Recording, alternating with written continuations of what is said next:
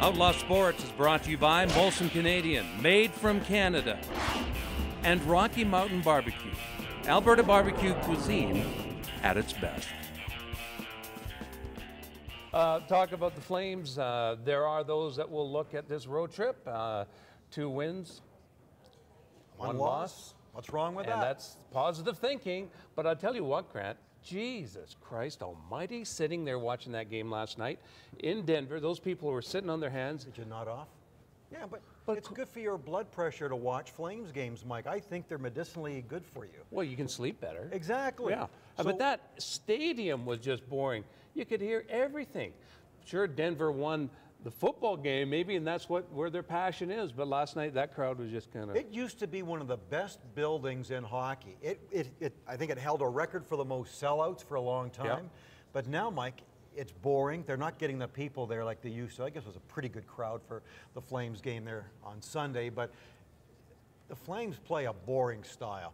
Listen, if the Avalanche have an exciting hockey team, some young, fast skaters, you play the Flames, they'll put every team to sleep, rope-a-dope style. I mean, it's okay. The Flames come back two wins and 1 loss, I guess. So everybody put down your $150 and let's go to the next home game. This is boring hockey, Mike. So even if they win, isn't this entertainment still? And this Brent Sutter's selling defensive style hockey first. I guess you have to if you don't have the manpower to score a lot of goals. But I can't get excited over 2 wins on 3 games because that's boring hockey. It puts me to sleep. I know where you're going with this, Grant. I know where you're going with it. Coaching? We brought this up last week. What other choices does Brent Sutter have other than playing a defensive style of hockey? Sure, they blocked 27 shots. Sure, they're sacrificing their body in that. I don't think this defense is tough enough, first of all. I mean, I'm watching those big guys of Detroit just having their way in front of the net. No one's doing anything. Nobody. They don't stand up. They don't have a physical defenseman except for Corey Sarich, and he may be a little too slow. He didn't play in the Denver game. That's right. So their defense isn't very good. But don't you have to be entertaining to a certain extent? Yes, winning is very important. I understand that. I remember Gary Roberts, and I probably said this before, Gary Roberts once said, I did not get into hockey so I could skate backwards all the time. Meaning, you play hockey to be aggressive, to go for it, to commit your body and make a few mistakes and race back, not to go defense first. And to me, the Flames are doing that. I know what coaches say. You pay attention to detail, the offense will come. You get turnovers.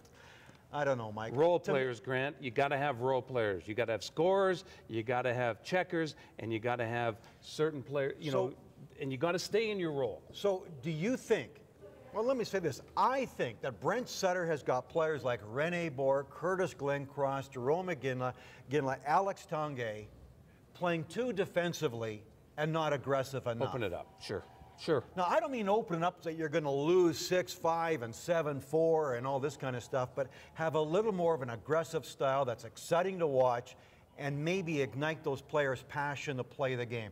To me, that's where coaching comes into play. But the danger of that, Grant, is this. When you open it up like that, all of a sudden, some of these players start believing they're a little more of an elite player than they really are, and they become freewheelers, and they become... That's where good coaching comes in. There you go. I guess I agree that is the danger you could get in. That is the danger, yes. But good coaching, and if you're energized to play a certain way that you feel good about it, you get results, but you love playing the game, then I think you'll do it long term and have success. So you're ready to fire Brent Sutter right now, are you? You know, how many coaches have I gone through in covering this team for 28 years? A whole lot of coaches. Only 2 with a mustache, though. Sorry, I just had to. I'm looking over. I'd love to see you walk in and fire somebody wearing one of that sash. It's quite intimidating. Does this make you giggle? Yeah, it does. Why is that? It just takes me back to another time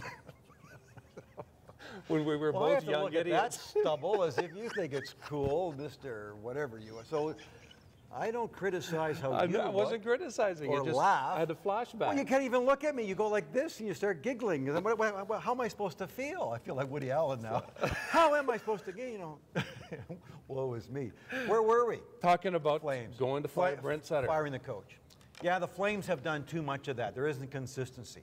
And you like to see a consistent...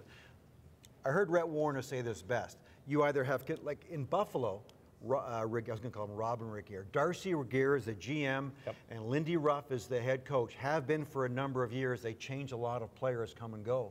In Calgary, a lot of the players have stayed. We're talking about core players have stayed.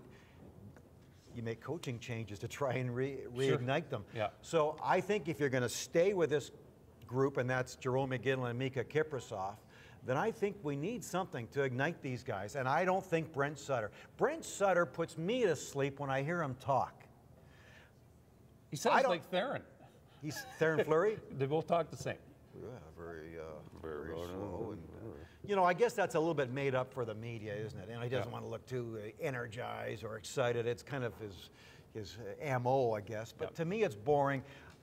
I think if Jay Feaster is going to stick with these players, I mean Kiprasov and again, stick with those guys, then I think he's got to find a way to reignite these players. And I think he will, because you brought up an interesting point, him going on TV saying he's losing his patience. They're talking about Kyle Turris getting him from Phoenix. Don't know if he's the right guy here or not. I don't know if they'll let him up, or maybe it's all a poker game. But it looks like Jay Feaster is getting an itchy trigger finger. I don't know if it's just Jay Feaster, Mike. I think it's an organizational thing. He said the whole Flames organization is losing patience. That to me is Ken King. That's the owners. That's Jay Feaster. Maybe Brent Sutter. So I think that's a very insightful quote. That means something's going to happen, in my opinion. If this team does not get better, 500 hockey team, 11th place. I think a lot of people had them pegged for that area. I think they're going to make some moves. Is it the coach? Don't know. Is it a marginal move? Not too sure. But if the organization, not the management, the coaching staff is losing patience, I think something is going to happen. And I wouldn't be surprised if it is a coaching change. If they don't want to trade Kiprasov and Iginla, you may as well go with a different coach right now to try and get these guys going. He doesn't have a contract beyond this year, so it's not expensive. Can utility be a poster? Can utility keep you up at night, dreaming? Can utility put thoughts in your head? Depends on what you mean by utility. Introducing the new Porsche Cayenne and Cayenne S Hybrid. Lighter, more agile, more efficient. More Porsche than ever.